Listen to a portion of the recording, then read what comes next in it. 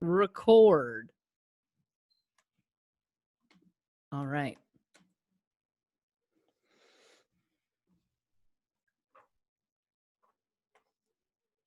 We good? Yeah. Of course, in this moment, people screaming outside my house. The cats are starting to claw on my door. This makes complete sense. Yeah. Yeah. All right. I'm just going to try and ignore it. I just want to make sure these people move it along, you know? I'm sure as soon as I start talking, yeah, they'll continue to talk, but we'll just press ahead. All right, here we go. Oh, and you want, sorry. I'm so sorry. You wanted to mention the shirts. Oh yeah. You didn't, we just hadn't discussed, I would hate for it to end and then you'd be like, God damn it. So no, thank you. You'll love this. I've written a small list for the intro. You've done your timeline and I've done mine. But yeah, absolutely. God, I'm so sorry. Nope, I shot you like you started to come out of the cannon. I just nope. That's down. Good. No, that's good. Nope. Better then than later. Come on, I would much rather be better safe than sorry. Always. Fair. Okay, here we go. All right, everybody. It's another evening together. My name is Lauren Ash, and I am joined by my sister by choice, cousin by blood, Christy Oxborough. Good evening. It's good to be here, as always. Listen, it's nighttime. We're having our weekly sleepover. We've got our cocktails. I've got some Prosecco over here and a bottle next to me in a bucket. Wow, Lauren, I'm losing my mind. What are you drinking over there? I've decided to go with a nice Palm Bay. Ah, yeah. Classic. The lime, the key lime cherry. Mm-hmm. It's nice. That's everything you wanted to drink. Yeah, out of a drink. And I like it really cold, so I like a frosty mug so that it keeps it cold but doesn't water it down like an ice cube would. Listen, also, if the frosty mug people are looking for some copyright work to be done, we know somebody who's going to have an ad campaign ready for you. Well, look, I was also trying to think, I got to make sure I'm not like jiggling ice. It's a sound issue, right? Wow. Listen, so I tried to think ahead. What I like is you've been officially a podcaster for, I think, 3 weeks, and you're already worried about things like sound. You were born to do this work. You were born to do it, which is amazing. It took me a week to get a microphone, so... Now, as children, we dressed alike. In past episodes of this, we've dressed alike. And so here's something that I think people are going to like. If you're listening, I'll paint the picture for you. If you're viewing this, then you'll know what we're talking about. We got very excited about doing this podcast together very, very quickly. And so before we'd even really recorded any episodes, I ordered us matching t-shirts that I had sent to our homes. Now, they've got a badge on them, like a police badge, and they say, "We are not detectives." Which, it feels right. It feels like it's just reminding everybody that while it seems, and you know what?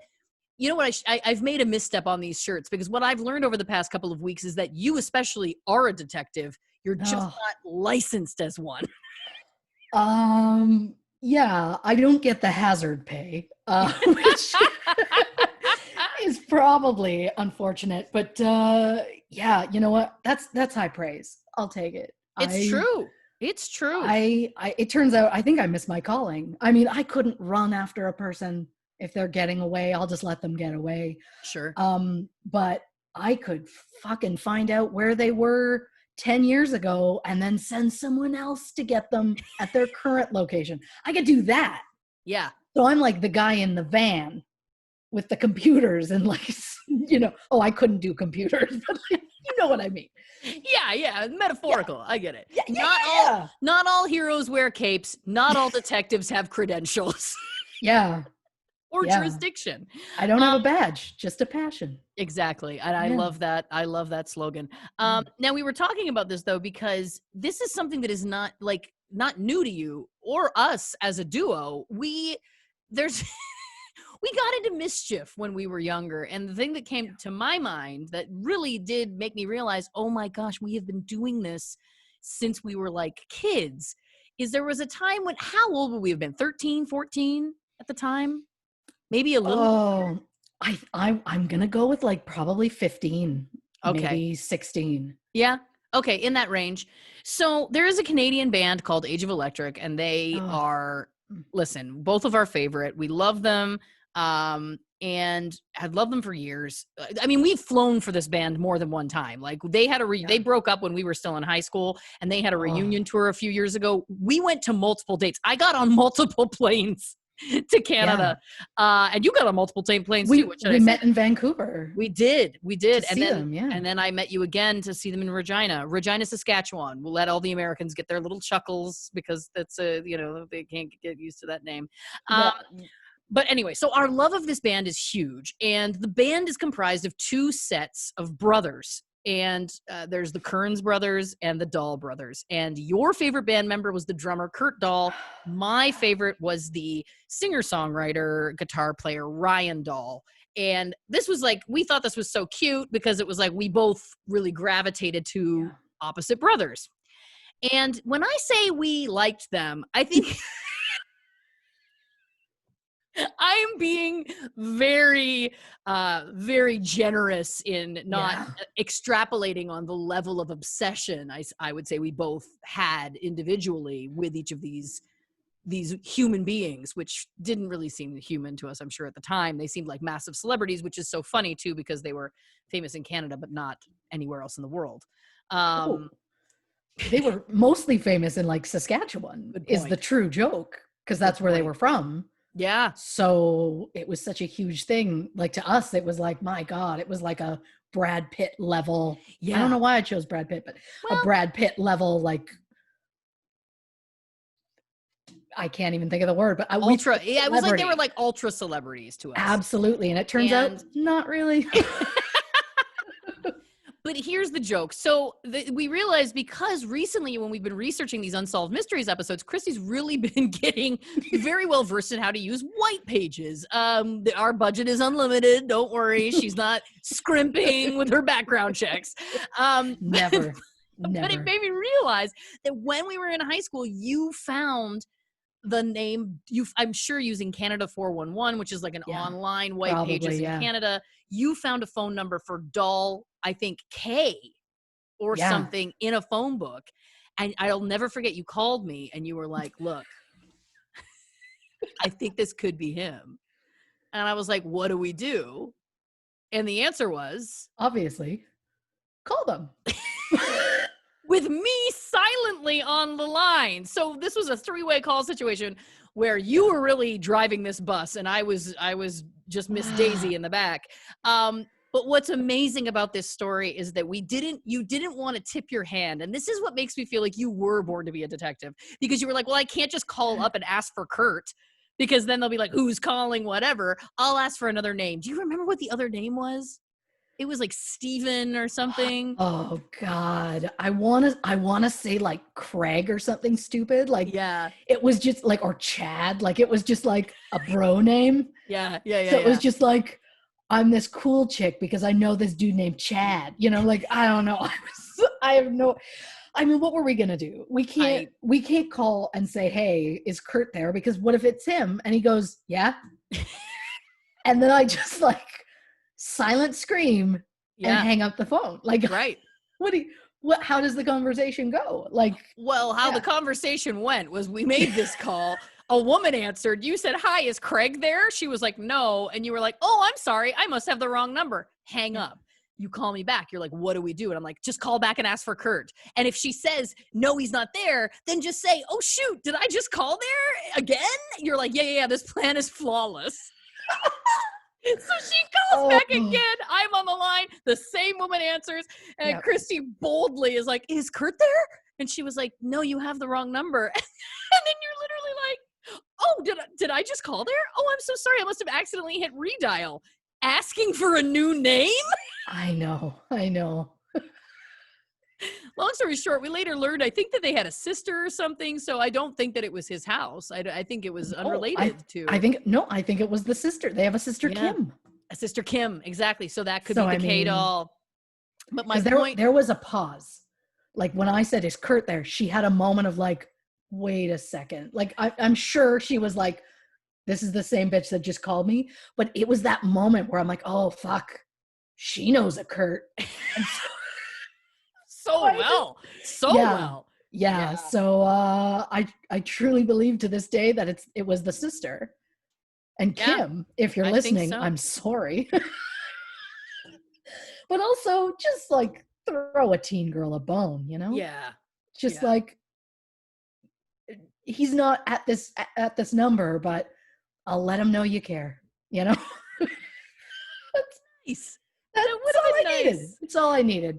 But listen, remembering that recently, it really did make me very happy that we've taken those skills that you started cultivating in your teens and we're putting them to use now as full grown adults. So on that note, let's get into it. This week's episode, we are talking about the episode of the new Unsolved Mysteries on Netflix that you all know and love. This episode is called House of Terror. House of Terror. And this is, of course, the episode, just to give you a quick backstory for those who haven't watched. No worries. We'll guide you through. Let us be your Sherpas. It was a small town in France. Neighbors got suspicious when they noticed that a family's house had been closed up for several days. The police visited the home 6 times before discovering the bodies of a woman, 4 children, and 2 dogs under the back terrace. The husband seemed to have left town weeks before the bodies were discovered and hadn't been seen since. Now, obviously, we have so much to tell you all about. Christy's research again is unbelievable, but it's a grisly. This is a pretty grisly one. Not that they're not all grisly, but there's something about the murder of an entire family, including children, including dogs. It's just, this is so dark. Yeah, I mean, I remember the first time I watched it. I was watching it with my husband, and they were like, found the bodies of the wife and the kids, and I was like, oh, like as a mother, just like hits me, right? And I was like, oh, this is terrible. And then it's like, and the 2 dogs, and I just, what? Like, I was beside myself. Like, the thought that the dogs also, like, I was like, dogs are pure. What are you doing? And like, children are pure too. You know, like, it's of course. The point is, I just feel like adding the animals to it was just that much more of an asshole move. If that's a thing. I don't know. Yeah, because there's lots of layers. You could just let the dogs go. The dogs can't fingerprint. Like, they're not going to be able to, testify against you in court. Like, it just feels like it's really, adding just such a tone to this, of course, terrible, terrible incident. But it should be noted that the family, it turns out, the father, who of course is the main suspect in this whole thing, which we will get into in very deep detail, his name was Xavier, we think, Dupont de Leon. This is really testing our French. People are like, Canadians, you guys speak French. Barely. Some of us do. We don't. But he was French nobility. This is which is so interesting about this thing, is that not that he was necessarily famous, but he was like a nobleman. Like, he was a who's who in this culture, right? Yeah, his dad was a count. It's not just Chocula anymore. Interesting. I went Sesame Street. Yeah. That's where my brain went. But yeah. Well, listen, we both have ties to children. In my case, I am one. But yeah, so let's talk about how this because it's a crazy story to think about. This family had not been seen or heard from, and people keep calling the police, and the police went 6 times before they discovered anything, which feels really weird. But he had like sent a letter to his family, right? Like, this was all part of this, is that he had sent this letter saying he's going into the CIA or he's working for some secret DEA, and that it was like, don't look for us. We're going into witness protection, essentially, and we're going to be away. And then I also read that he taped a note on the mailbox that was like, just return all mail to senders. Yeah. Which again, I'm like, why wasn't this raising any alarm bells with anybody? Yeah, I don't get how the cops were there 6 times before they noticed anything. Yeah. I know that I'm not overly observant, but in the first clip that they show that backyard, I was like, oh yeah, that's where they are. Like they hadn't even said anything. Right. They just showed they do the reenactment. They show somebody going. And I was like, that is creepy as hell. What is that? And it turns out that's where they were. So it's like how I saw it in half a second. How did they not pick up on that? But they apparently just wandered around the house multiple times and were like, wow, nothing's weird. And at one point, like they went in the house, the picture frames were still on the wall, but the photos were all taken out of the frames. And they were like, well, that's, yeah, they're like, oh, that's normal. Yeah. Like, it's so weird. That's wild. And I know that the mom, his wife, her family was kind of saying like, there's something's up. Like she wouldn't just do this. She wouldn't just take the kids out of nowhere and not tell us or whatever. So it felt like, and I guess it's hard to argue with the idea that somebody's entered some sort of secret, government organization, but also, does that really happen? I feel like you're not finding that job on Craigslist when you're like in your 40s. You know what I mean? Right. Well, I've read his letter in full. Of course you have. Of course you have. It is lengthy and just a full shit show, like just constant repeated lies in it. But he makes it sound like the CIA approached him and they were like, well, they needed somebody who could go in all these clubs who was like a foreigner and I was ideal. And it's like, how are you ideal? Like, yeah, a 50-year-old man. Like, I was being kind when I said 40s. You were so kind. You always are. So I just let it go. But bless you. My God, I just don't even know who comes up with that kind of thing, but who's going to believe that some random dude in like a tiny town in France is going to be approached by the CIA and they're like, hey, we need you to come undercover so you can like learn some stuff about these bad guys and then testify. It's so bizarre. Crazy. It's also interesting, like where he even got that story. Like where did he even get that idea? Like that's really interesting that was something that even entered his mind as being like seeming plausible. But what was going on with him? So there was some sort of like debt situation that he was going through. He was having financial problems, wasn't he?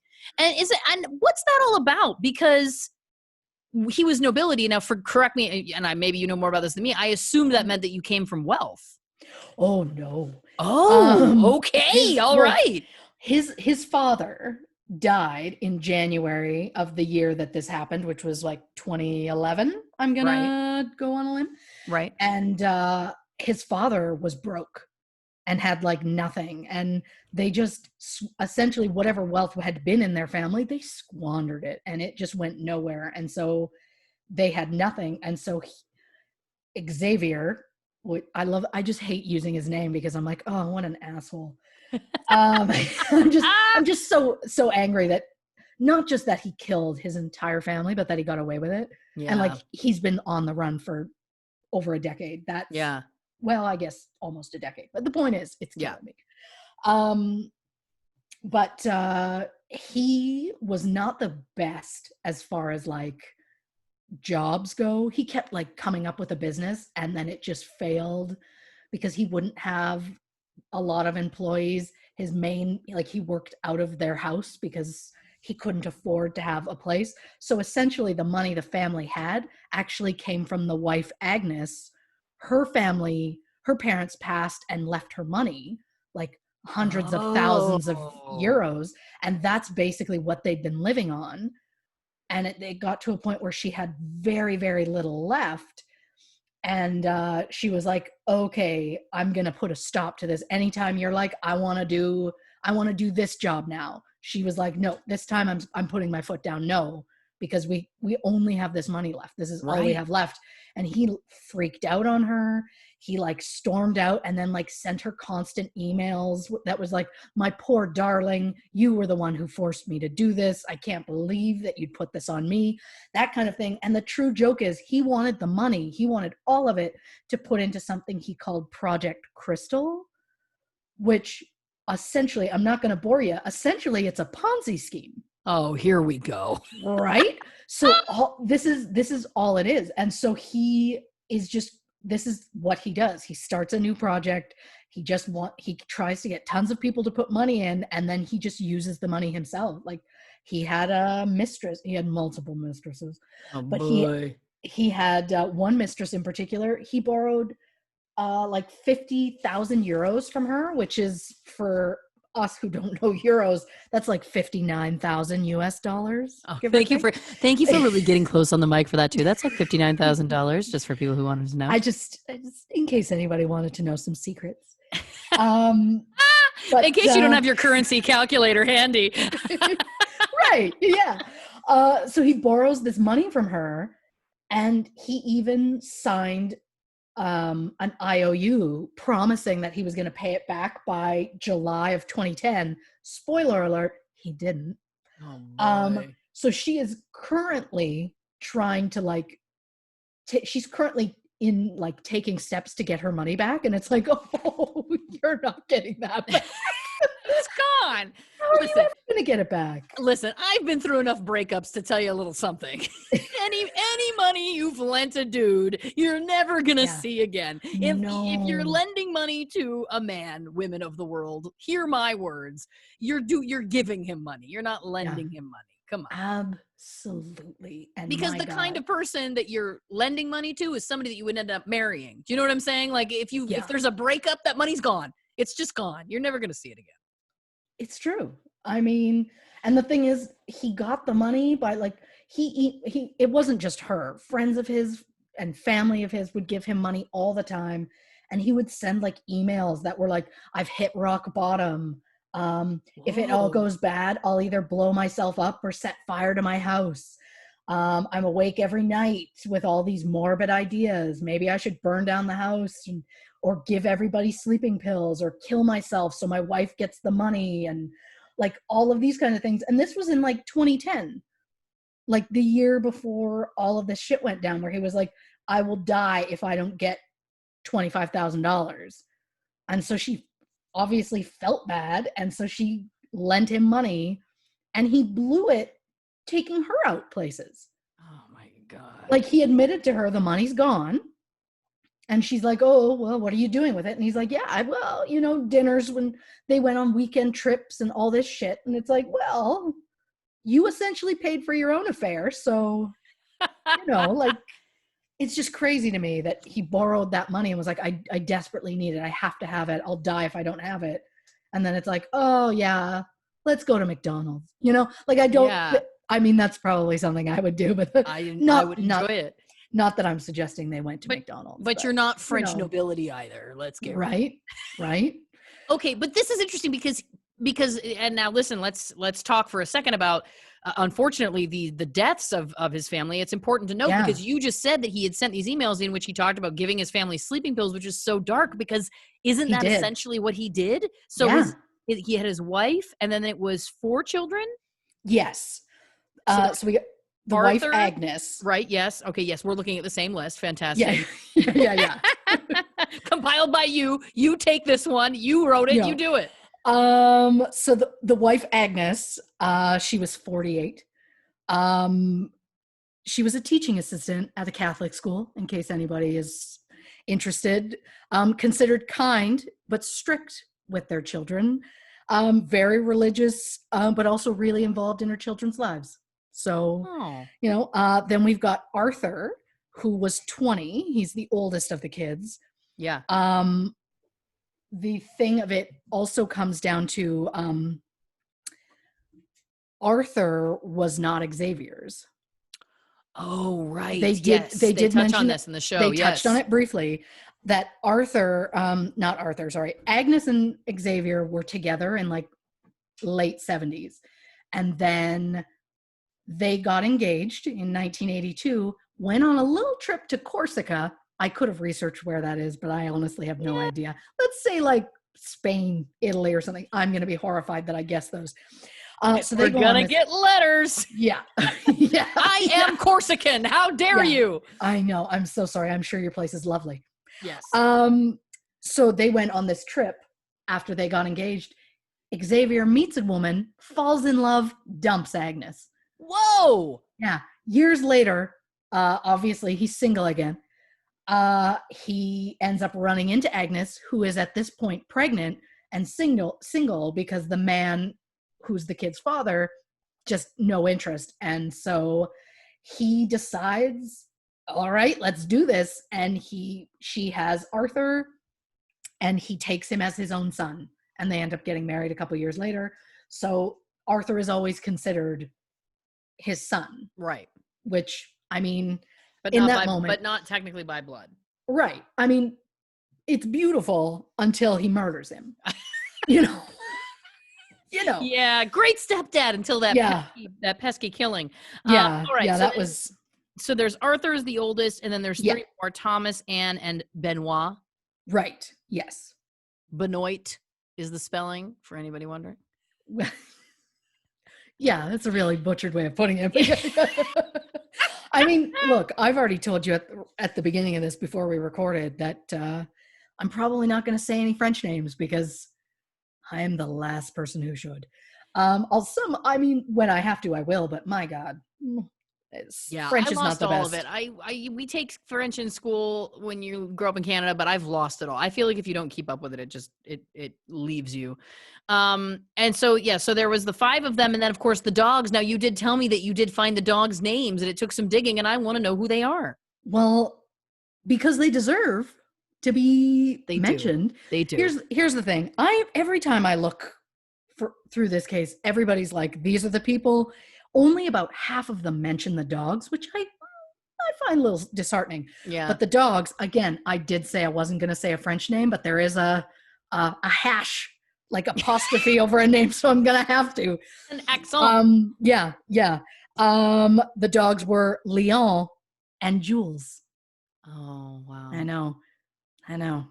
I was so proud to find that out, and I did back it up with a secondary source. So that is the dogs. Listen, I never doubted you. I didn't want to give you fake names. Of course. So, yeah. Now, so getting back, so he gave, what it was found in the autopsies was that they had been given sleeping pills or a sedative of some kind and then shot and killed. Yeah. Correct? And the interesting thing about this is that there was no sign of it in the house, right? There was no blood spatter. That is actually not true. Oh, I know. I thought you might like that. I do. So I found the police report. Now, because I feel like on the episode of the show, it made it seem like there was no blood spatter found in the house. That's what it seemed like watching it. So tell us what the truth is. They said there was nothing in the house, everything, whatever. So I found the autopsy report, which they are very just point blank on, these are the things we found. Once they found a person, they started labeling them as package A through E, and it just tells you this is the build, this is the approximate size, this is what they were buried with. Everybody was buried with a specific religious thing. We've got rosaries and crosses and medallions and all that shit. And then all of them were buried with a pillow, as though it feels very they were shot in their own beds. Right. And he buried them with the pillow under their head, with exception to Agnes. She was buried with a pillow, but she was buried on her face front down. Oh, interesting. All of the kids were buried on their backs, but Agnes was buried on her face, essentially. Oh, it's like so he didn't want to look her in the eye before he covered her with dirt. Right? Yeah. So it says that in the kitchen, they found tiny drops of blood splashed on the legs of the table and 2 chairs. DNA has come back to say that it belonged to Agnes and Thomas. So their current thought, they said the tiles are immaculately clean. This dude clean. But they said the floor, a bucket and broom all responded to Blue Star, which is a chemical you in CSI. when they spray, and it of course feels that there was blood there at one point. So their thought at this point in the report is that he basically shot them all in their beds because there were rifle shells found under a kid's desk and under one of the kids' beds. One of the kids' mattresses had like stains from the blood. Oh, wow. So he obviously like shot them in their beds and then wrapped them in the blankets that they were in and dragged them to the kitchen, which is where all of these little blood spatters ended up happening. Wow. Yeah. And apparently that house was just chock full of tranquilizers. Like just so much. Like sleeping pills, antidepressants, anti-inflammatory drugs, which I don't feel he actually used. I feel like the back pain was like a lie.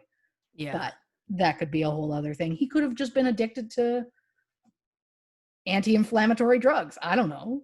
I took morphine once and for kidney stones, and I was on it for a week, and then I was so sick for the week after because coming off it, man. Yeah. You were your own train spotting. Yeah, like a very light Canadian version, but Of course. But yeah, maybe so bus spotting. I don't know. You got to throw some jokes out there. They're not all going to hit. Wow. Okay. So they all have this stuff in their system. That's wild that there was actually blood spatter found, because I feel like the episode on the show, they may have said it and I just forget, but it really felt to me like they were implying that it was like the house was pristine. Oh yeah, they said there was nothing that they could, like there was nothing in the house. Like they repeated themselves. They were like, "Oh yeah, but we couldn't find anything." And I think it's just to make up for the fact that it took them 6 visits to realize something wasn't right. Yeah, really good point. Really good point. So, okay, so this is very interesting. It's interesting to me that he's basically given himself up in these emails where he's been like, things are so tough for me. Why don't I just drug my whole family? Why don't I burn down my house? But basically, so what I want to know also is like, how did he get all of these bodies into the backyard and buried it without anybody noticing? Like, doesn't that feel like a lot of movement, like a lot of in and out? Because and maybe I'm wrong, but it looked like on the show, the house was on kind of like, it didn't seem very residential to me. It looked like it was kind of like more like a brownstone in New York. Like it looked more like a walk to me. So he had neighbors. Like it wasn't like a house in the middle of the country, right? Right. Like, how did he pull this off, I wonder? Well, I mean, great question. I mean, obviously he had the silencer that he had bought from the gun, which I didn't mention. The gun he got from his dad. When his dad died, he went through his dad's stuff, wrote himself checks to clear out his dad's account. And then he found the gun and started taking like shooting lessons at like a shooting range. He even took his sons to go shooting with him, which I find extra disgusting, but that's not the point. Wow. So he had a silencer, so neighbors aren't going to hear shots. Sure. But back to the police report, it says they're talking about the terrace. They said on the terrace, the only space behind the house that is invisible to the residents of the 2 neighboring houses. So anything on the terrace, nobody on either side would have seen it. Oh, wow. Yeah. Huh. So I'm still not sure on how he dug, because I mean, he buried them and like under a section under this terrace. So I don't know how he pulled that off. Maybe there was somebody who helped him do it. You did mention that he has 2 friends that are both dead now, right? Yeah. And it seemed like maybe they were shady characters. Maybe they may have had something to do with it. Is that possible? Yeah. I mean, one guy, I don't know. Well, there's one guy who is like, they've been friends. Let's see, Emmanuel, Tenure. I don't know. Oh, see, listen, you need to give yourself more of a chance. That's a good accent. It was good. You're being too kind. No. He's been friends with Xavier for like 37 years. Right. He admitted he was in love with him and had been telling him for years, but obviously Xavier doesn't play on that side. Wow. So Xavier wasn't interested, but the guy just couldn't quit him, kept giving him money and all of this. He wrote a check in like 2009 to some account in Monaco but when police questioned him, he wouldn't admit where it was. So then it's like, does he have an account in Monaco? Is that how he was able to escape and have his money? Because the way this guy's been throwing money at Xavier for years, I just like, come on. He gave him money to help him escape, right? Oh, yeah. Especially if it's one of these like unrequited love situations where he's like deeply in love with this person and he thinks like maybe if I just, help him or whatever, or maybe he isn't even really looking for anything in return, but he just has that deep love for this person. That's wild. So one of his Yeah. close friends had a huge crush on him and was giving him money for years. That is huge. Yeah. They should have put that in the show. Well, then we get to, we're going to say Michel, Okay. I don't know. Essentially, to me, it looks like Michael, but whatever.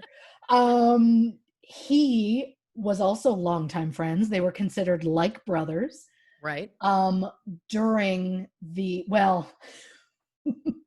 I was going to skip over this, but let's just dial right back into it. Yeah. So Agnes, the wife, was very unhappy. Okay. Right? She knew that Xavier had mistresses. He had multiple mistresses. Right. Two of which were both named Catherine, but that's neither here nor there. He seemed to have like, he would be with a woman and then find somebody else, quickly dump that woman, and then like years later be like, oh yeah, that woman was great, and go back to her, because both of the Catherines were women he was with like in the 80s that he reconnected with within a year before going missing. That's and interesting. One of them is the one he got the $50,000 from, or 50,000 euros, whatever it was. Right. And one of them he was supposed to meet while he was on his little runaway thing, but she claims they never did. Okay, fine. So Agnes, the wife, knows all about these affairs. She's unhappy. She goes on forums, which I've read, where she's just like, he's cold. He's not giving it up anymore. There's no affection, no love, no nothing. And so she's just like desperate and wants something else to happen. And before you know it, she starts emotional affairs online. Whoa. She knows full well he's doing stuff in person. Right. She just keeps it online, but she's still having these emotional affairs. One of the people she starts having an affair with is our dear friend Michael, whatever his name is. The Xavier's best friend, essentially. Wow. The brother one. Yeah. So Xavier finds out that his wife and this guy are having a thing, but he doesn't get mad. Instead, he emails the friend and says, like, so I understand this is going on. Tell you what, I'll share my wife. Those are his words, not mine. I just want to point that out. So they make a decision. I don't feel like the wife had much of a say in it, but maybe she did. I don't know. It felt like it was mostly Xavier, but he just was like, okay, cool. So we're going to have a threesome.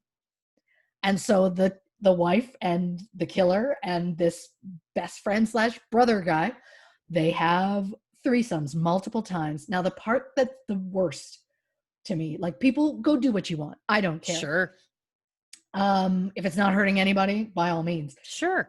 After every time they would have an encounter, we'll say, I'm trying to class it up. Love it. Every time he would email them with like basically a review on what they were doing. Like, he would be like, what positions they used, what ones they should have used. Like, in one email, he legit just literally, it was like a dick measuring contest, because he was like, he labeled out strict instructions on how to measure dicks so that they could like fully prove which one of them was bigger. And like, yeah. Oh my God. So so this is all emails that he's written. So this is how you know this information. This isn't like hearsay. Oh no, the police have like, I don't know who let all of this get online, but I found, again, multiple sources. I found all of these things because police went through computers and through emails and all of this. And the thing now, I mean, them having the threesomes and whatever. Okay, that's not going to make him sketchy for me. That's Sure. whatever. However, during the time when Xavier was gone and like doing his little tour of France after he'd killed his family and the police didn't know about it, there was a point when at that moment in time, this friend, Michael, whatever, he was living about 800 kilometers, which according to my notes is about like almost 500 miles ish. So he's living about like 500 miles away at the time when Xavier's going through all of this. Right. One night while Xavier's in a very specific town, police noted that both their computers and their cell phones, because that's how they pinged it off stuff or something. Right. They were both in hotels 7 miles apart. So like, that's weird. Right? So there is information about where he was seen after the deaths is what you're alluding to here. So there was so he was seen in different places before he just like officially went missing. Yeah, like here she goes the again. Files. A map, yes. Yeah. Because he's seen up here on April 9th by a neighbor. He gets caught by a speed camera further down here. I bet he didn't pay that ticket. Bet he did not. Well, he couldn't afford it. Yeah. And then like he's at a hotel here this night. He's at a hotel here. He's at another one here. And this was the last hotel he was seen at on a CCTV camera, which I've scoured. I know that they're not going to put stuff like that online, but I just want to see that footage. Yeah. Because they're like, he took the last footage of him is him like basically walking with a bag that they assume has the gun that he killed his family with because they never found it. Right. And it's just him walking off towards this like massive area that's just all like caves and hills and trees and all of this. And they're like, oh, well, police figure he just went out there to kill himself. And I'm like, first of all, this is coming back to my CSI knowledge. Thank you. Yeah, it's going to come back a lot. Not just this time, but just always, because it's just deeply rooted in there, right? Of course. So if a guy kills his family, and like he wrapped them up in like garbage bags, he like tied them with like duct tape and rope and bungee cords and shit like that, and like put them in the terrace in their backyard, and then sent a letter to his family that was like, just a heads up, CIA has recruited me. You won't hear from us for years. We're gonna miss you. Love you so much. He also sent letters to the kids' schools being like, sorry, we're gonna move to Australia. So, he went and cleaned out his son's apartment who lived away at college. He sent a letter to his wife's work saying that they were moving to Australia. Like, this is just such a like methodically planned out way of getting away. Like essentially he disappeared on the April 15th. That's the last time he was seen on a camera. Right. April 19th, the police finally open an investigation because they're like, ooh, this family seems like they're missing. We'll start something. People think they can't find them. We've been there a couple of times. We don't see anything weird. 2 days later, the bodies are found. It's not until May 10th that the police put out an international warrant for his arrest. Because when they first find the bodies, their instinct for some reason was like, you know what? Let's put out a warrant because we need to talk to him. There was no like, oh, he did this. They were just like, ooh, we need to talk to him about this. Okay, that's ridiculous, first of all. And second of all, I think what you were alluding to, which I agree with, is if he was going to kill himself, he would have done it at the time. He wouldn't have methodically planned out all of this stuff to cover his tracks and cover all of those bases. If he was going to kill himself, he would have done it in the moment. He's not going to like go through this entire swan song plan and then go out to a mountain and kill himself 2 weeks later. That's ridiculous. No nobody's gonna do that. Like, there's no point in sending, like, what would be the point of killing everybody and then sending a letter and then taking off and going to like all these hotels and stuff? It's like, if you're gonna kill yourself, like in most of these situations like this, I don't know, like familicide or something, where where somebody snaps and kills their family. They usually like kill their family, kill themselves, and then the carnage is found. Right. You don't, like, he meticulously cleaned that house. He like, and doesn't that make it feel like it was something bigger than just money? Because I understand that he was communicating in those emails saying, I'm so desperate, I don't know what to do. And he'd borrowed all this money and he was getting further in debt. And there was, he was feeling hopeless. But a lot of, like, to me, I feel like a lot of people would just kill themselves in that situation. Like, or in these very dark situations, not that I'm saying this happens a lot, because it doesn't. Yeah. But like, or you kill your family and you kill yourself. Like to me, it feels like there's some other layer to this, which I think obviously somebody who has the capacity to pull off this kind of thing obviously is, we're dealing with a psychopath, narcissist, sociopath, whatever, absolutely, whatever the exact diagnosis is. But it just feels like, was he trying to see if he could get away with it? Because in the letters, you were telling me earlier before we started recording, in the letters, there's clues, right? Like the letters that he sends to the family, he directly addresses like, oh, and by the way, there's a pile of stuff in the basement. Isn't that something he said? And he was like, don't worry about it. Yeah. Like the whole letter is like, because I've read the letter. It's very long, by the way. The show makes it seem like it's not, it's lengthy. But he's basically like telling everybody like very detailed instructions, like, oh, this person, come to my house at this point, go through any of the clothes. We've gone through everything, whatever's left, just keep it yourselves, donate it, throw it out, whatever. But at one point he said, P.S. no need to worry about the rubble and the other mess on the terrace at the end of the garden. It was just there when we moved in. So just don't even bother. Just don't touch it. And it's like, which is literally where the bodies were buried. That's where the bodies are. So he was telling them not to go there. He also told them in this note, because they left cars behind, because both he had a car, his wife had a car, and their son Arthur had one. They left the two cars behind.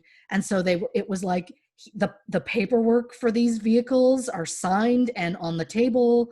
And it was always like, give the money to my sister, which she's a whole other bag of worms. Yeah. Bag of worms. Not a can of worms, a bag of worms. That's harder to handle. Okay. A can of worms, like at least it's in a can. A bag of worms, you pick that up, you're just handling worms. Well, I mean, if you like use one of like some duct tape or one of the ropes he has around the outside, I don't know. I've got nothing. Look, I don't know. I've got nothing there. That was a full fuck up. I'll tell you that. No, next time I'll research that. We're not at all. We're knee deep. We're knee deep in drinks. So you have nothing to worry about. Okay. So the cars, they have these cars. Yes. Yeah. He's like, here, sell these two cars, whatever. Even telling them to give themselves a 20% commission on the sale, which I find is crazy. This is so controlling. Yeah, absolutely. But then he was like, just a note, this one car in particular, it wasn't sellable. So I just gave it to the father of one of Arthur's friends for parts. Well, that car is the car that the police found, the car that he drove. It was essentially his getaway car. So right there is a lie. Well, because it's like, well, we couldn't sell it. And it's like, well, you used it as a getaway car, asshole. So yeah. This is wild though. And like the level, the like minutia that he wanted to control, like the fact that his wife was having an affair and then he was like, no, guess what? Now we're having three-ways, and then sending notes, detailed notes about how it was going to go or what they needed to do. The meticulous detail in this letter saying this person do this at this time. Like this guy sounded like a real nightmare. Oh, I can't even imagine. I do not blame the wife for the emotional affairs. No, neither do I. Neither do I. Even in the letter, he said, we had to give up the dogs. Luckily, someone took both of them so they won't be separated. the dogs were found. Right. They found the dog's body. So that, again, is a lie. I think this whole letter is a lie, is what we know for sure. Absolutely. Obviously. I mean, obviously it's a lie because he didn't join the CIA and all of those things. Well, yeah. I mean, even the CIA, which this part made me laugh, but the CIA was like, we have nothing to do with him. Like, but at the same time, if they're in witness protection, can't the CIA can't be like, we don't know them. Yeah. You know, like they can't just wink it up. Yeah. Yeah. Well, that was actually that was very smart on his part then, because he knew that if anybody went to them, they can't back it up. They can't back it up either way. That's fascinating. Well, I do think it's interesting though. My point being that it feels like there's things in that letter that are clues. Like, and I question whether, you know, was it all about building this ruse? I mean, this is the big question I have. Was this whole thing about building this, you know, airtight plan to get away with this and flee? Or is there the added layer that if you went through that letter, it's filled with clues that if you paid attention to, you would potentially get clues for the crime, i.e., oh, that pile of rubble at the terrace, just leave that alone. That's where the bodies are. Like, it just feels interesting to me. I wonder if, you know, I wonder if it was looked at, if it was ever dissected in that way, or if it was just taken more at face value by the police. I don't know. It sounds like the police also, considering it took them 6 visits to figure out something was going on, maybe they weren't, I mean, it's a small town. It's a small town. They probably haven't seen a lot of things like this in their lifetime. A lot of people online seem to have a general, like, anybody who has lived in France are like, well, the police are somewhat incompetent. So, I mean, maybe. Now, you alluded to his sister. What's up with his sister? You said she was a whole other bag of worms. I'm sure somewhere in history there's a bag of worms. We're going to find out. That was problematic. I'm going to mail you a bag of gummy worms this week. Watch your mailbox. Oh my God. I thought you were going to say just a bag of worms. And I'm like, that's terrifying. No, I can't send them live through the mail. That feels wrong. That feels like a terrible idea. I also also, just as a quick aside, you're worried about making noise with ice. I've been like hitting this ice bucket with this bottle repeatedly. Anyway, everything's fine. So yes, the crazy sister. I'm new. So that's why I don't want sound guffaws. You're more professional than me is my point. You're more professional than me. Look, I've been doing this for a year and a half. I use the term bag of worms. I don't know how professional that makes me. So he had multiple sisters, but there's only one who seems to be, oh God, let's just call her a crackpot. Sure. Okay. So he's got a sister named Christine and their mother, Genevieve. Now, the two of them started a church. Okay. Yeah. Their own religion? The Church of Philadelphia. In France. Yeah. I don't know. Okay. So the mother, Genevieve, truly believed that she was receiving divine messages. Oh. Yeah. And then when she became, I guess she started it before the daughter was born, because when she was pregnant with Christine, she believed that Christine was the savior and a reincarnation of Jesus and Satan in one person. Oh. So, and she just truly believed that was how she was going to save the world, was through Christine being our savior, which is great. Oh, so wow. Christine obviously grew up with this and she was full bought in. This family I should note, completely 100% believe this letter.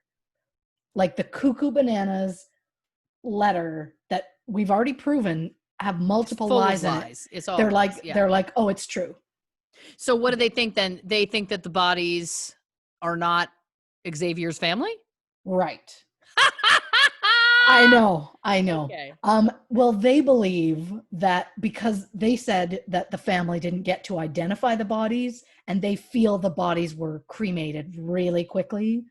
And they were like, well, they said that one of that the woman's body had brunette hair and Agnes is actually gray haired. And so like, so see, it was wrong. And I was like, well, police report didn't say that. Which of course you've read.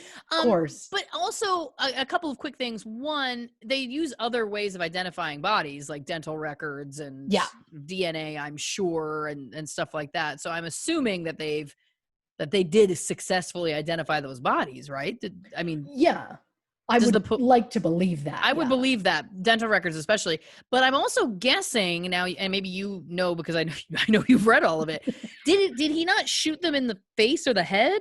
Or was it in the... So there's nothing to identify then. All of them, like... were shot in the head. So... Get my trusty police report out. Of course. Yeah, like as horrifying as it is to say out loud, the wife, like 2 shots in the head, 1 in the temple.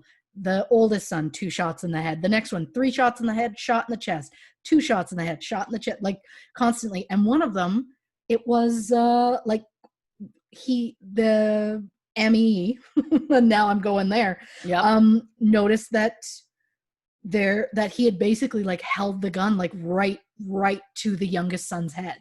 Oh my God. Yeah, which let me just double check what that proper word is because I think I've been drinking too much and I couldn't think of what. There it is. Point blank range. Thank you very much. Detected. So I'm gonna go on a limb again. CSI. Thank you. To me, none of the other ones were point blank. So I can't help but wonder, because it was the youngest child, did he hesitate? Like, was his hand shaking and he had to actually like put the gun, like press it to the temple so that he could do it because he was like upset about it? I'm not in any way sad for that man. Yeah. For everything he went through.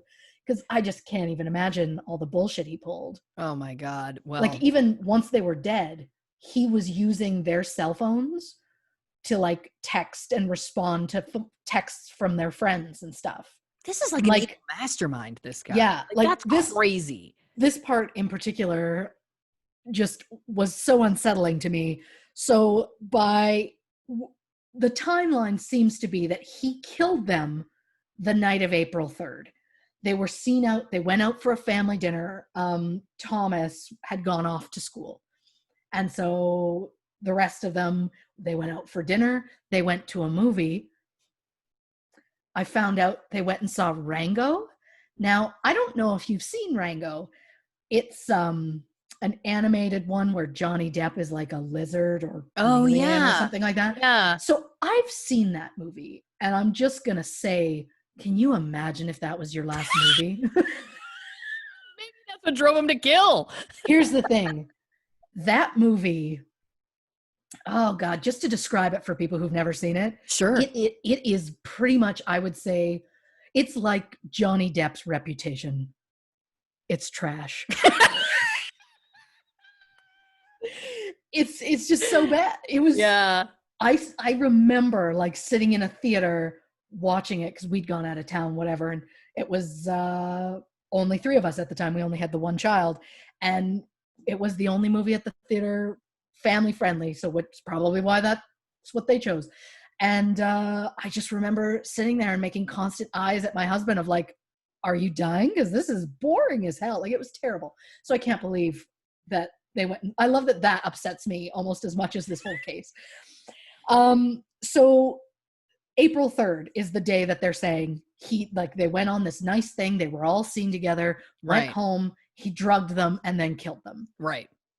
2 days later, he posts on Facebook on his wife's account. He posted a picture, which I didn't get to see, but I'll keep looking even after this is done. You know I know you will. I know you will. I'll never stop. He posts this picture with the quote, "My garden is blooming." And it's like, the garden that he was buried in? Unsettling. Oh my God. Right? Like, that is some twisted. Yeah. That's some twisted shit. Like, let's just call it like it is. Like, that's bad. Oh, that's bad. Yeah. Wow. Okay. Jesus. Well, lots to unpack here. But I think, the thing I was alluding to is that I just don't think that there was necessarily bodies for these family members to identify. So if they'd all been shot in the head and then been Oh, buried, I mean, what was the timeline between them getting buried and the bodies being found?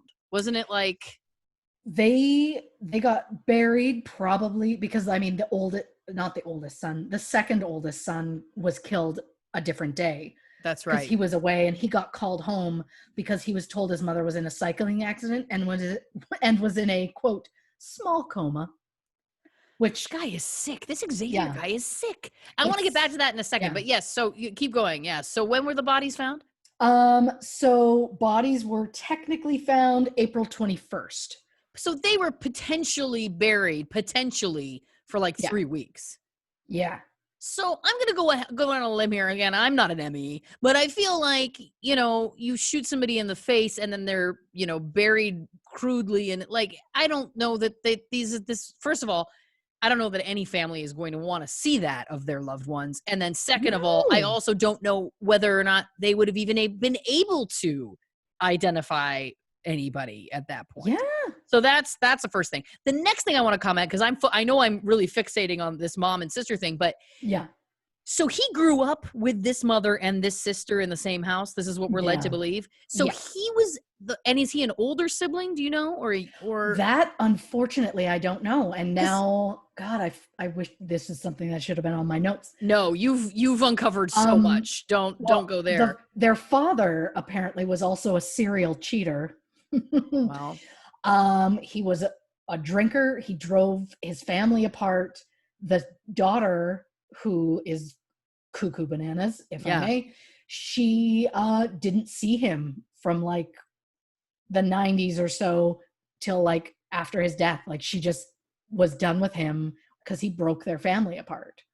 Wow. But Lots as of far as I know, dysfunction. Xavier was still in there. Oh yeah, like I can't imagine what that upbringing was, but Well, this is what it I'm doesn't always wondering. lead to this. It doesn't always lead to this, but the fact that the mother believed that this child Christine was Jesus and Satan incarnate in one body, Yes. and she believed it and shared it, obviously, at least with Christine, I'm going to assume with the family. But yes. Christine believed it as much. First of all, what a pill that woman must be. Oh, I'm Jesus and Satan, thank you very much. Like, talk about a Karen, you know what I mean? Oh my God.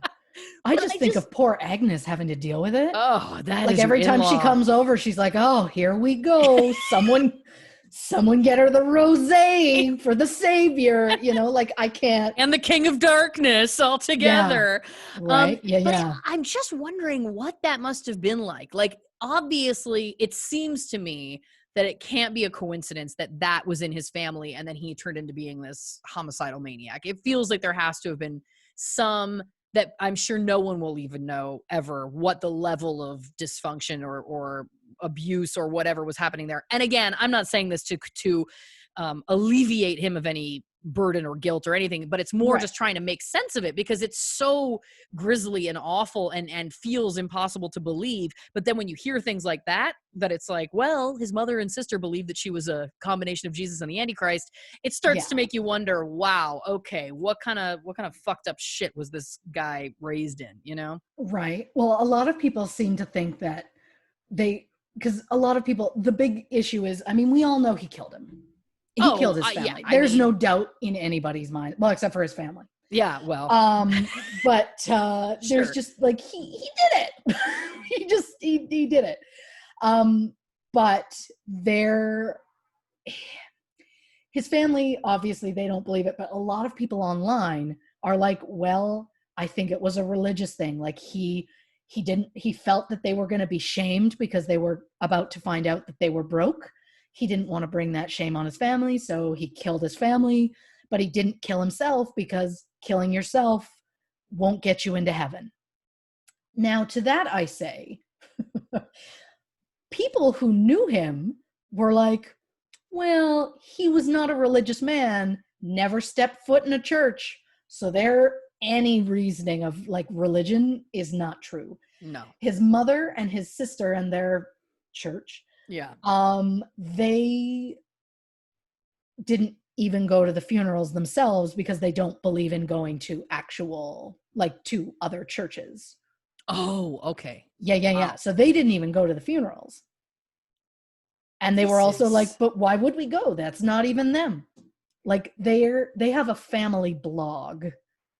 Oh God. Thank God for Google Translate, because like it was Google Chrome. You click a button and it translates the whole thing for you. Because my God, this one was hard because it was in French. Listen, yeah. Yeah. But like some of their posts, like they posted in 2013, which was like 2 years after this happened. Right. And they were like, we just want you to know, for us, case is closed. There's no murder, because they fully believe that letter. So they truly believe he's with the CIA, and that the CIA somehow brought in bodies to like make it look like it was the family. But if they're doing that, to that I say, why wouldn't they have put his body there? Why wouldn't they have put a like, why wouldn't, if they were going to fake the deaths of the family, why wouldn't they fake everybody's deaths?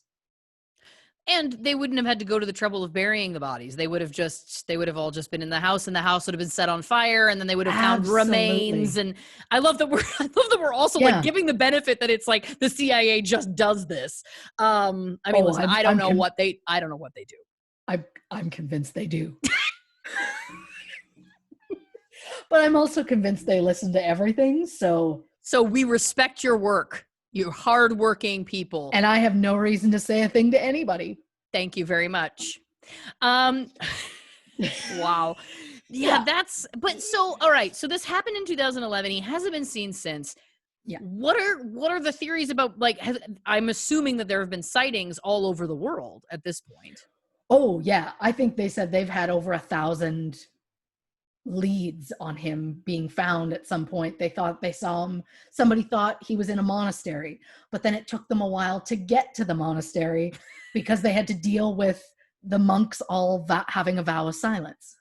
So then that was an issue because they couldn't question them. Nobody would literally talk. Oh my God. Yeah. It turns out mistaken identity.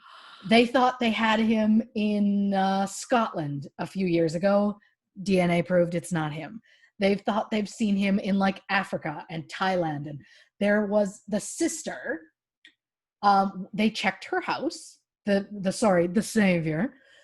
They checked her house. Excuse me. And they found 3 Western Union receipts. 2 of them were dated before he did anything, before he'd left. But one of them was dated in July, after he'd been missing since April. And it was addressed to some random guy in the Philippines. And so the police, this is what I found, and it made me laugh so hard, which, I mean, terrible situation, but this is just fucking funny. Sure. The police's response was, Philippines.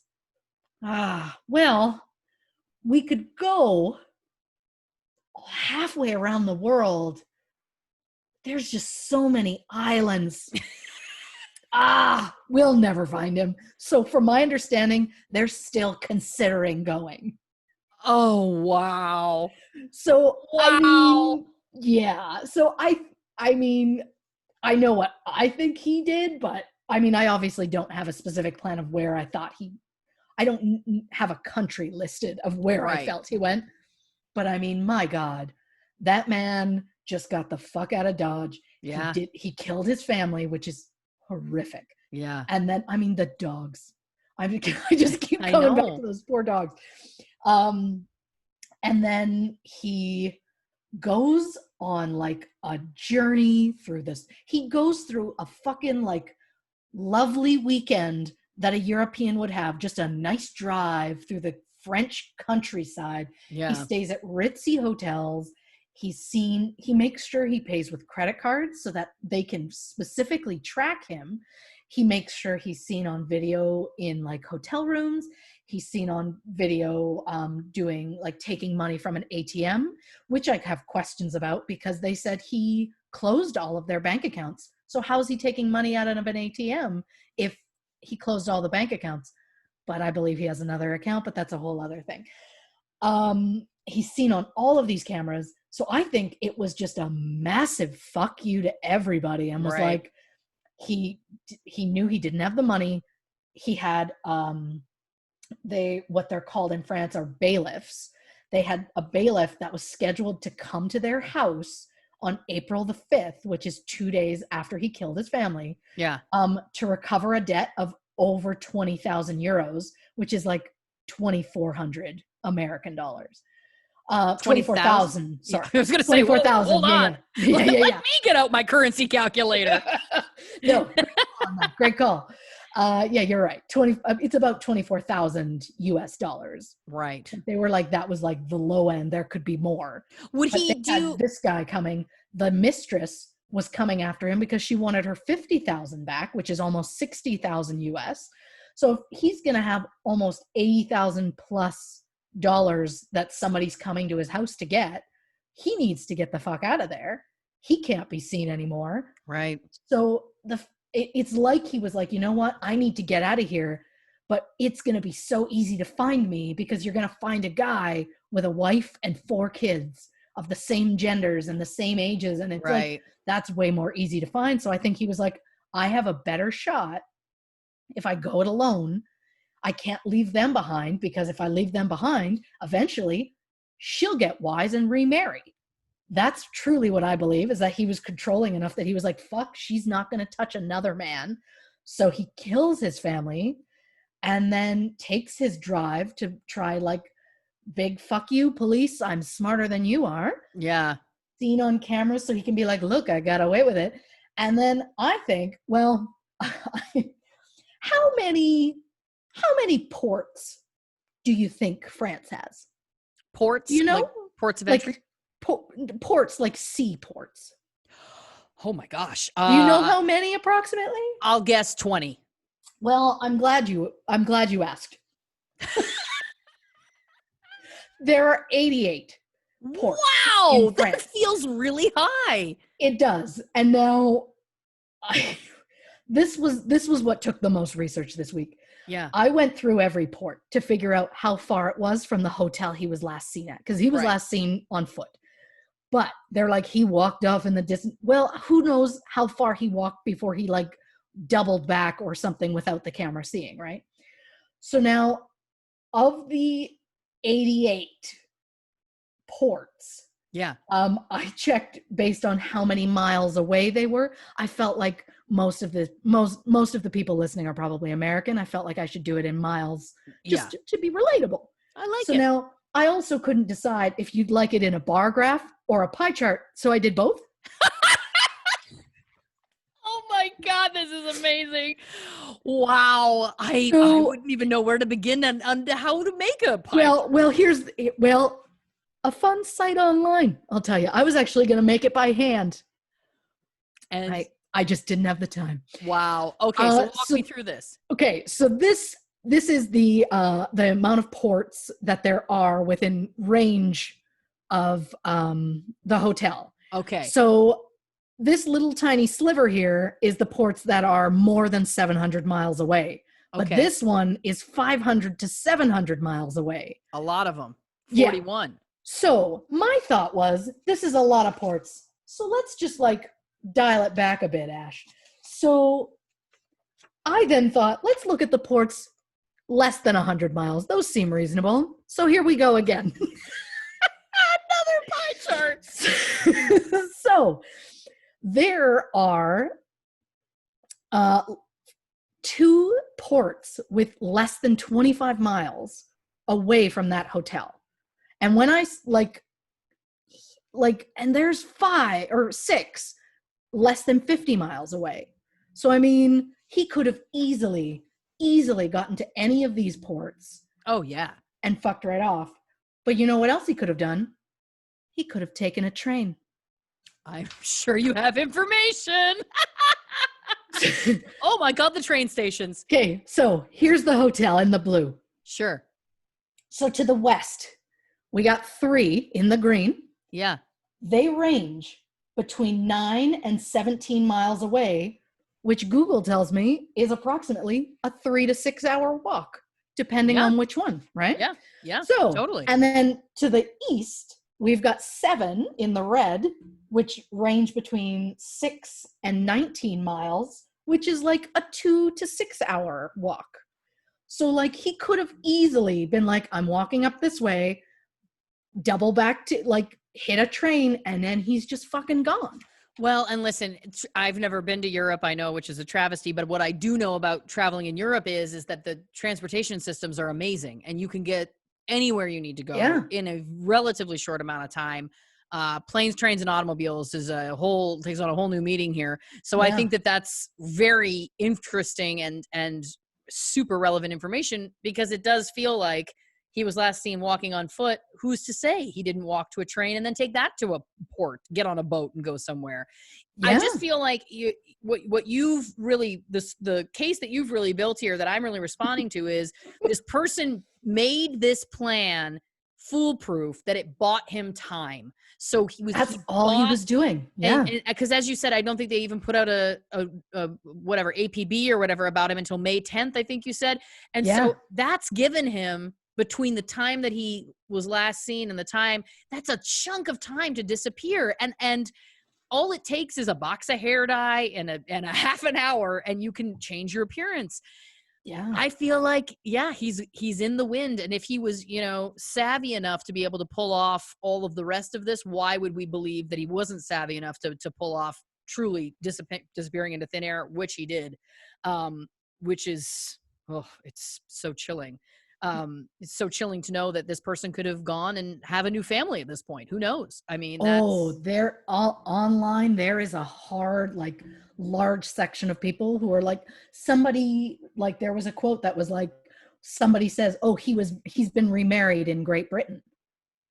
And then it was followed with, there's no word on if this was told to police. And I'm like, well, I hope so. But I hope that they would cover that. Yeah. Yeah. But they didn't seem to want to try hard. Well, it does feel like there was an issue there for sure. Now, listen, we got to wrap this up soon, but the last thing that I wanted to touch on very quickly is something you shared with me before we started, and I think this is really interesting. So, in 1989, I believe, he was living in America, Xavier, and you were telling me that there was a case that very similar to this that had happened in America in the 70s, and they were looking. It was on America's Most Wanted, and that aired in 1989.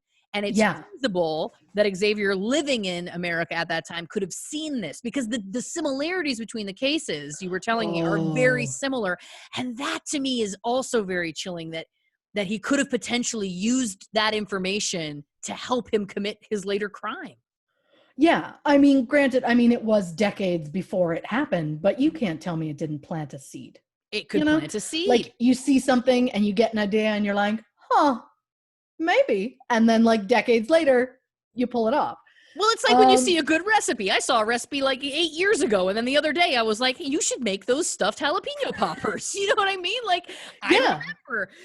But you were saying that this case that happened in America, there was also the calling the children's schools and making all of this kind of espionage happen to cover up that the people had actually been killed. Oh, absolutely. So, okay. Picture it. New Jersey, 1971, Victorian style mansion. Wow, the fact that you know this amount of detail. Yeah. So this guy named John List, who I know multiple people have mentioned online before, and there's a reason. So he gets up one day. He has 3 children.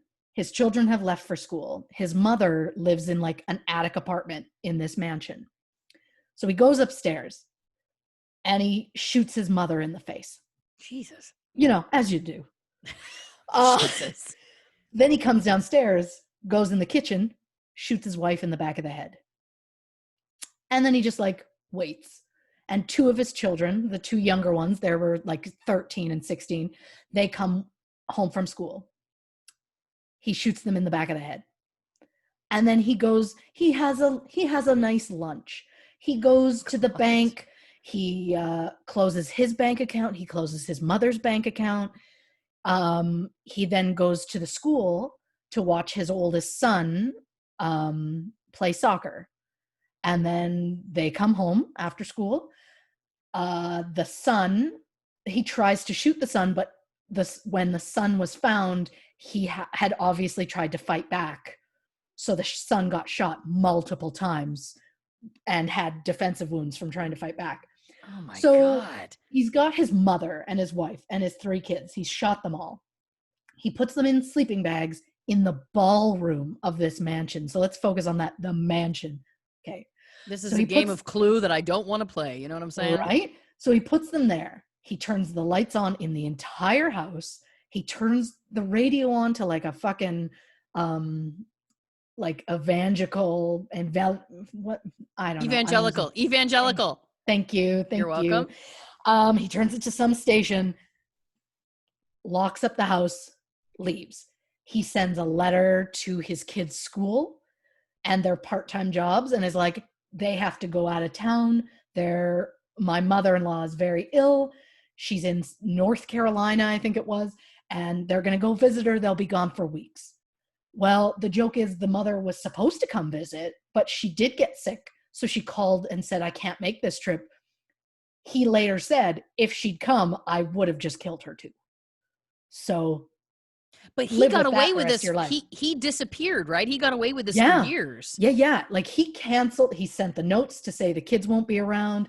He canceled the milk. He canceled mail, the newspaper, all of it.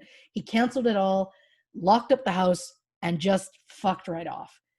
And this happened on November 9th. And then the neighbors started thinking, God, the light bulbs. Just every once, like a light bulb keeps going out in different rooms in the house. That seems weird. Doesn't seem like there's activity. Let's get the cops to go check. They had to like really push them to like break into a window to go in the house to look. Yeah. They didn't go in until December 7th, which is almost a full month later. They found the bodies. Wow. And they couldn't find him anywhere. They ended up putting him in on America's Most Wanted. They did a clay bust of like what he would look like now, put it on TV. I think it was the first season that America's Most Wanted was on. They put this case on. A neighbor sees it and is like, holy shit, I know that guy. 2 weeks after it airs, he's caught. It's a whole big thing. He did go to prison for like 5 consecutive lifetimes or whatever. He did die in prison, but like. But how long? So the crime originally happened in 1971, did you say? Yeah. And then the next wanted, America's Next Most 1989. Wanted. I was about to say America's Next Top Wanted. That was what I was about to say. Oh, different show. I'd watch that. Yeah, exactly. But this was 18 years later that he was caught. Yeah, wow. Yeah. He had moved. God, I wish I had quick note to say where he was, but he had moved and he'd like remarried and all of that and was just living a life. And they asked him what it was. And he was like, financially, like he had left a note to like on the desk in the house to his pastor and was like, the world is evil. I'm going to save my family from this evil so that they can just go right to heaven. And then he kills them. And then the reason he gave for not killing himself is because, well, suicide means I won't get into heaven. And my hope is someday I'm going to get into heaven and be reunited with them. And it's like, I don't know if that's how that works. Yeah. Like, but you know, that's wild that the similarities between the cases are so stunning, including that he had financial issues and there was also a religious element. It seems very implausible to me that this couldn't have at least potentially been something that Xavier had seen and stuck with him throughout the years, that when he found himself in a similar situation financially and also having, you know, these weird relationships with the religion, that this is the way he went. It just feels so unbelievable to me that the cases are so similar and it could have been, you know, potentially, again, that was his jalapeno popper recipe that just stuck with him in his brain all those years later. Yeah. Now, listen, we got to wrap things up. We could talk about these things forever. And listen, it would be a dream of mine. But I got to thank you.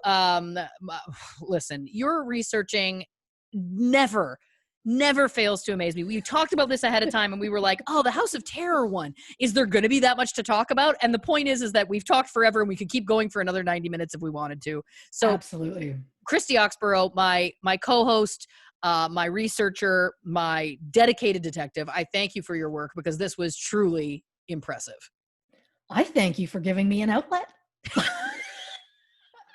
I didn't know I was so into this, but yeah, I mean, this week I was disappointed. I was like, well, there's not much to the case. We don't have to solve the murder. We know who did it. It was just more a case of where he went.